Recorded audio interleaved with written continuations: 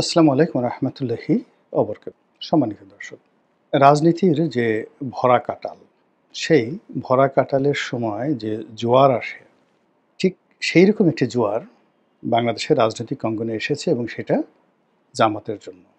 গত ১০ মাস ধরে জামাত যে সুযোগ পাচ্ছে এবং গত ১০ মাস ধরে জামাত প্রায় সব সুযোগগুলো, প্রতিটি সুযোগগুলো অঙ্ক কষে কষে ম্যাটিকুলাসলি যেভাবে কাজে লাগিয়েছে নিজেদের জন্য, দলের জন্য, এটা বাংলাদেশের অন্য কোনো রাজনৈতিক দল কক্ষনো করতে পারেনি।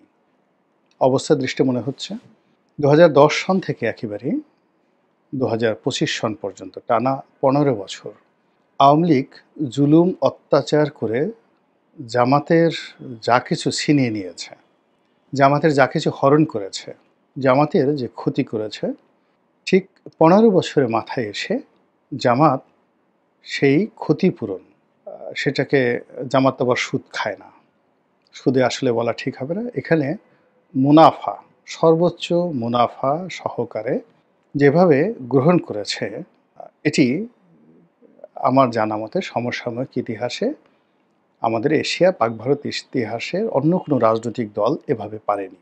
যেমন ধরুন, জামাতের নামটি বাতিল হয়ে গিয়েছিল। মানে এ রাজনৈতিক দল হিসেবে এটা নিষিদ্ধ করা হয়েছিল। এই নিবন্ধন তারা ফিরে পেয়েছে। প্রথমে হাইকোর্ট থেকে, তারপর নির্বাচন কমিশন থেকে। এবং যেখানে একেবারে আনঅ্যানিমাসলি হাইকোর্টের একেবারে পূর্ণাঙ্গ বেঞ্চের রায় যে আবহমান পৃথিবী থেকে, যেদিন থেকে পৃথিবীতে বিচার প্রতিষ্ঠিত হয়েছে, কোর্ট এবং কাছারি প্রতিষ্ঠিত হয়েছে, সেই দিন থেকে দাঁড়িপাল্লা এই প্রতীকটি বিচারাঙ্গনের একটি সম্পত্তি, বিচারাঙ্গনের একটি সিম্বল। তো কাজেই এই দাঁড়িপাল্লা, ন্যায় বিচারের যে প্রতীক, এটি কোনো অবস্থাতে একটি রাজনৈতিক দলের প্রতীক হতে পারে না। ফলে জামায়াত ইসলামের এই প্রতীকটি তারা আওয়ামী লীগ জামায়াতে কোর্টের মাধ্যমে তারা হরণ করেছিল। এবং এটার পক্ষে এতটা জনমত আওয়ামী লীগ সরকার তৈরি করেছিল, অর্থাৎ যেমন জামাতের বিচার নিয়ে, জামাতের প্রতি জুলুম নিয়ে জনমত তৈরি হয়নি। সবাই মনে করছে যে না, এটা বাড়াবাড়ি হচ্ছে। কিন্তু জামাতের যে নিবন্ধন বাতিল, এটা নিয়েও বিতর্ক ছিল। আওয়ামী লীগের এই কর্মটি কেউ সমর্থন করেনি। কিন্তু জামাতের দাঁড়িপাল্লা যে প্রতীকটি, এই প্রতীকটি বাতিল করা হয়েছে হাইকোর্টের মাধ্যমে। এটা আওয়ামী লীগের লোকজন জনগণকে খাওয়াতে সামর্থ্য হয়েছিল। হালামলে তারা সেই তাদের দাঁড়িপাল্লা প্রতীকটিও ফেরত পেয়েছে। ফলে আমার কাছে মনে হচ্ছে যে জামাতের যারা লোকজন এই মুহূর্তে তারা পৃথিবীর সবচেয়ে সুখী মানুষ।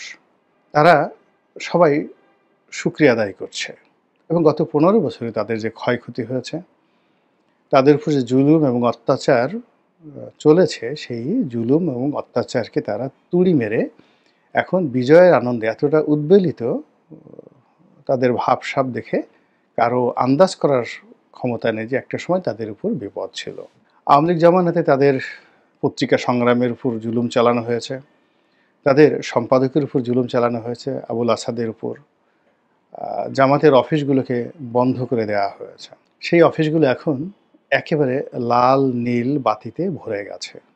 সবচেয়ে সুন্দর সুন্দর ফার্নিচার, এমন ফার্নিচার বিএনপির অফিসে নেই, আওয়ামী লীগের অফিসে নেই। সেগুলো দিয়ে জামাতের অফিসগুলো সুসজ্জিত হয়েছে। যদি আওয়ামী লীগ এই গত ১৫ বছর জামাতের অফিস খোলা রাখত, জামাত হয়তো এই ফার্নিচারগুলো কিনতো না। তারা ওই আগের মতোই ভাঙাচোরা টেবিল, এবং যে টেবিলটা বেশি ভেঙে গেছে সেই টেবিলের উপর একটা সাদা কাপড় দিয়ে, কাফনের কাপড় দিয়ে, তার উপরে একটা গ্লাস দিয়ে ওটার উপরেই তারা অফিস করতো। এটা তাদের অভ্যাস। এবং এটা দেখেছি যে এরকম বিলাস নাই। তারা বড়জোর তাদের অফিসে, সেই মহানগর অফিস বলেন কিংবা তাদের যে মগবাজার অফিস, আগের জামানাতে, আমি এটা ধরুন বলছি এই 111-এর সময় পর্যন্ত, 111-এর সময় পর্যন্ত, তো ওই সময়টিতে জামাতের অফিসে যদি কোনো মেহমান যেতেন, রং চা, তারপরে ওই রাস্তার পাশে যে চিতই পিঠা বানায়, সেগুলো ঝাল দিয়ে খাওয়ায়। তো বড় বড় জামাতের নেতারা নিজেরাও খেতেন এবং মেহমানদেরকে বলতেন যে ভাই আসছেন, আমাদের এখানে না ওই রেল লাইনের পাশে খুব ভালো চিতই পিঠা বানানো হয়। তো সেই চিতই পিঠা দিয়ে নিজেরাও খেতেন, তাদেরকে খাওয়াতেন। আবার যদি খুব বেশি ভিআইপি মেহমান যেতেন, তাদেরকে দুপুরে যদি খাওয়ানোর ব্যাপার হতো, তাহলে আ যে মেহমান যিনি গেছেন, ধরুন গেছেন মতিউর রহমান নিজামী সাহেবের কাছে, কাদের মোল্লা সাহেবের কাছে, কামরুজ্জামান সাহেবের কাছে। তো তাদের বাসা থেকে খাবার আসতো, দুপুরে খাবার আসতো। তো ওই খাবার ওই মেহমানদের সঙ্গে তারা ভাগ করে খেতেন এবং খুব অল্প লোকের সঙ্গে তারা এক টেবিলে খাবার খেতেন। বেশিরভাগ লোকই এসব পিঠা দিয়ে তারপর হচ্ছে রং চা দিয়ে তারা বিদায় করতেন। যেটা দেখেছি। কিন্তু এখন জামাতের আর সেই দিন নেই। এখন জামাত 5 স্টার হোটেলে মিটিং করে। তারপরে তারা হেলিকপ্টারে চলাফেরা করে। তাদের জামাকাপড় এগুলো মানে কেতাদুরস্ত, ইস্ত্রি করা, মাল দেওয়া। তাদের মুখে অমলিন হাসি, এমন সুন্দর হাসি আমি আর কখনো জামাতের যারা লোকজন আছে তাদেরকে ইতিপূর্বে দেখিনি। জামাতের সুসময়ে গেছে যখন আলী হাসান মুজাহিদি সাহেব মন্ত্রী ছিলেন, তারপরে মতিউর রহমান নিজামী সাহেব মন্ত্রী ছিলেন। তখন আমি জামাতকে দেখেছি, একদম কাছের থেকে দেখেছি।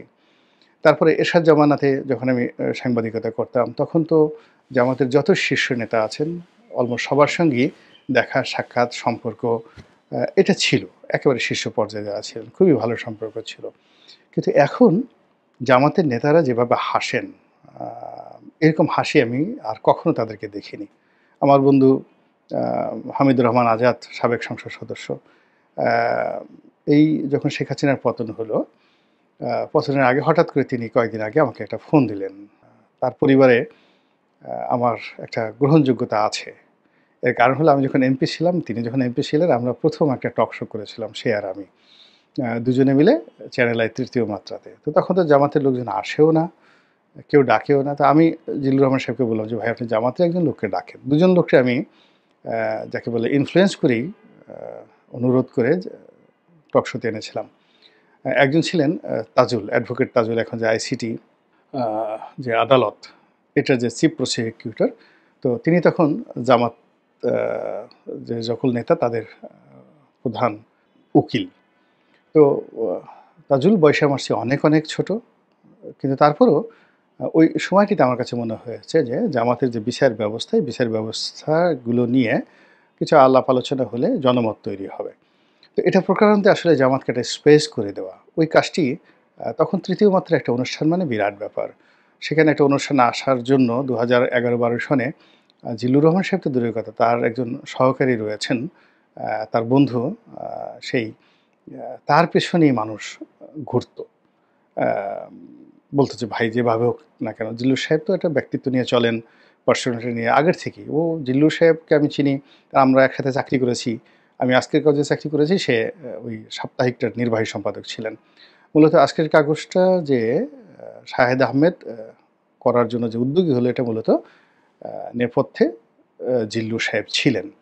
তো জিল্লু সাহেব থাকার কারণে তার সঙ্গে আমার সেই যে আজকের কাগজ থেকে সম্পর্ক। তো ওই সময়টিতে তার যে ব্যক্তিত্ব ছিল, অন্য সবার মতো তিনি ফালতু নন। ঠিক এখনো ওই ব্যক্তিত্বটাই তিনি ধারণ করে আছেন। ফলে তিনি চ্যানেল আইতে একটা অনুষ্ঠান উপস্থাপনা করেন। কিন্তু তার সেই অনুষ্ঠান উপস্থাপনা করতে গিয়ে চ্যানেল আই কর্তৃপক্ষ, তারপর শেষে বাইরের ডিজিএফআই, এনএসআই মানে তাকে একটা টেলিফোন করে ইন্ডিকেট করবে, ধমক দেবে, এই অবস্থা আমি তাকে কখনো দেখিনি। এমনকি বাইরের বড়, বড় যারা টক শো স্টার আছেন, তারা তাকে বলবেন যে, "ভাই আমাকে একটু নেন।" এরকম অবস্থা আমি কাউকে দেখিনি। কেউ সরাসরি তাকে বলতে পারেনি। তার অনেক বন্ধু-বান্ধব আছে, সবার সাথেই তার ভালো সম্পর্ক। আমার সাথেও ভালো সম্পর্ক। তো কিন্তু তাকে ইনফ্লুয়েন্স করার মতো লোক বলতে গেলে নাই বললেই চলে, এবং কেউ ওই সাহস পায়নি। আমার সাথে তার বন্ধুত্বের কারণে আমি তাকে অনুরোধ করেছিলাম। তো অনুরোধ করেছিলাম হামিদুর রহমান আজাদের ব্যাপারে, আর অনুরোধ করেছিলাম এই তাজুল সাহেবের ব্যাপারে যে তাদেরকে ডাকা হোক। তো সেই সুবাদে হামিদুর রহমান আজাদের সাথে একটা ভালো সম্পর্ক এখনো আছে। তো উনি উনার মেয়ের বিয়েতে আমাকে দাওয়াত দিলেন। তো আমি বললাম যে, "ভাই আপনার মেয়ে আছে, বিবাহ উপযুক্ত, এটা তো আমি আগে জানতাম না। তাহলে তো আমার ছেলের জন্য আমি আনতাম।" দুষ্টামি করলাম। বলল যে, "আর অনেক এটা তো খুবই ভালো হইতো।" ইত্যাদি, ইত্যাদি ঘটনা। তো একটা ঠিকানা দিলেন যে, "কেউ না আসুক, আপনি অবশ্যই, অবশ্যই এখানে আসবেন।" তো ঠিক আছে, আমি আমার স্ত্রীকে বললাম যে, "চলো, শেখ হাসিনা যদিও এই জামাতের অনুষ্ঠান এখন আমাদেরকে নজরে রেখেছে, তবুও হামিদুর রহমান আজাদ সাহেব টেলিফোন করেছেন ২ বার করে, আমাকে যেতেই হবে।" তো ২-৩ দিন পরে তিনি আবার বলল যে, "ভাইরে, অনুষ্ঠানটা বাতিল করতে হচ্ছে। শেখ হাসিনা তো একেবারে বেশি জ্বালাচ্ছে অনুষ্ঠান, মানে আমাদেরকে আবার আন্ডারগ্রাউন্ডে যেতে হচ্ছে।" তো সেই হামিদুর রহমান আজাদ, যে কিনা আমার বন্ধু ২০০৯ থেকে আজ অবধি। তো তার মধ্যে আমি যে আ আনন্দ দেখছি, হাসি দেখছি এবং উজ্জ্বলতা দেখছি, এটা আমি কখনো দেখিনি। জামাতের আমির মহোদয় আছেন, উনাকে আমি শ্রদ্ধা করি। উনার সঙ্গে আমার যতটা ব্যক্তিগত সম্পর্ক আছে, উনাকেও এখন ৩ টি ডাইমেনশন আমি দেখছি। উনি কমান্ডিং ভয়েজে রাষ্ট্র পরিচালক হিসেবে তিনি রাগ করছেন, কমান্ড দিচ্ছেন, প্রতিপক্ষকে তিনি হুমকি দিচ্ছেন, আবার সবার সঙ্গে সংযোগ স্থাপন করছেন। একই সঙ্গে তিনি যে আমিরে জামাত এবং তার পূর্বসূরি ছিলেন আবুল আলা মওদুদী, তার পূর্বসূরি ছিলেন গোলাম আজম সাহেব, ঠিক ওই গোলাম আজম সাহেব এবং আবুল আলা মওদুদীদের ব্যক্তিত্ব ধারণ করার জন্য তিনি ইদানিং গত কয়েক মাস যাবৎ দেখছি যে সব জায়গাতে তিনি যান না। তিনি তার নায়েবদেরকে পাঠান, যারা নায়েবে আমির বা সহকারী সেক্রেটারি জেনারেল। তিনি তার মতো করে তিনি সর্বোচ্চ বেগম জিয়ার সঙ্গে দেখা করেছেন, সাবেক প্রধানমন্ত্রী ব্যক্তিগত সম্পর্কের কারণে ইংল্যান্ডে গিয়ে। তিনিও তার জায়গাতে রাষ্ট্রনায়ক উচিত একটা ভাবসাব তিনি ফুটিয়ে তুলেছেন। তো এই যে জামাতের যে পরিবর্তন এবং জামাতের যে এই যে অবস্থা, এটা আমার কাছে মনে হচ্ছে একটা ব্যাপক প্ল্যান নিয়ে জামাত এগোচ্ছে। এবং গত ১০ মাসে সবাই মোরলেস ক্ষতিগ্রস্ত হয়েছে। বিএনপি লাভবান হয়েছে, ক্ষতিগ্রস্ত হয়েছে। এনসিপি লাভবান হয়েছে, ক্ষতিগ্রস্ত হয়েছে। ডক্টর মোহাম্মদ ইউনূস এবং তার যারা উপদেষ্টা তারা লাভবান হয়েছেন, আবার ইমেজ হারিয়েছেন, ক্ষতিগ্রস্ত হয়েছেন। কিন্তু জামাত একমাত্র দল যে শুধুমাত্র আনাকুম আনাকুম আনাকুম, মানে যা কিছু পেয়েছেন শুধু পেয়েছেন পেয়েছেন পেয়েছেন তারা, জামাতের নেতৃবৃন্দ। এখানে তাদের মামলাগুলো প্রায় সবই নিষ্পত্তি হয়ে গেছে এবং এটিএম আজহার সাহেবের মতো মানুষকে একেবারে ফাঁসির মঞ্চ থেকে তারা যেভাবে খালাস করে নিয়ে এসেছে, এর চেয়ে আর বিজয় হতে পারে না। সচিবালয়ের সবচেয়ে গুরুত্বপূর্ণ পদ এবং পদবি, এবং একই সঙ্গে তারা এই সময়টিতে আমেরিকার কাছে যে গুরুত্ব পাচ্ছেন, তারপর চীনের কাছে যে গুরুত্ব পাচ্ছেন, চীনের রাষ্ট্রদূত জামাতের অফিসে চলে যাচ্ছে। জামাতের লোকদেরকে যেভাবে ঘন ঘন চীন সরকার দাওয়াত করে তাদের দেশে নিয়ে যাচ্ছে, এখন বিএনপিকে বেশি তারা প্রিভিলেজ দিচ্ছে, জামাতকে দিচ্ছে, এটা প্রশ্ন সাপেক্ষ। দ্বিতীয়ত ডক্টর মোহাম্মদ ইউনূসের দরবারে তাদের যে অবস্থান, এটা অকল্পনীয়। এরকম অবস্থান বাংলাদেশে কেউ কল্পনা করতে পারে না। এবং তারা একজনের সাথে, মানে এখানে অনেকগুলো বলয় তৈরি হয়ে গেছে। যেমন ধরুন, এনসিপির সঙ্গে বিএনপির একটা মনস্তাত্ত্বিক দূরত্ব, ডক্টর মোহাম্মদ ইউনূসের সঙ্গে বিএনপির একটা মনস্তাত্ত্বিক দূরত্ব, বিএনপির সঙ্গে আওয়ামী লীগের একটা মনস্তাত্ত্বিক দূরত্ব। কিন্তু যেই কাজটি জামাতের সঙ্গে কারোর হয়নি। সবার সঙ্গে বন্ধুত্ব করার জন্য তারা একটা দরজা খোলা রেখেছে।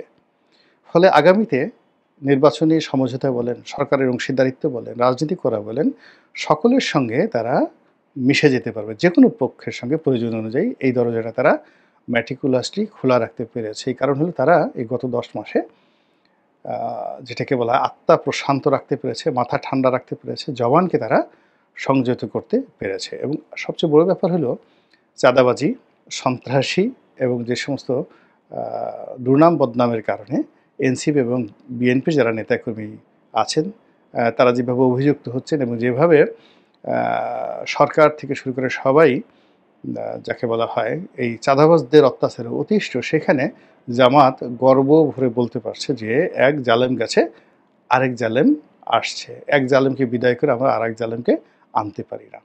তো এই যে জামাতের এই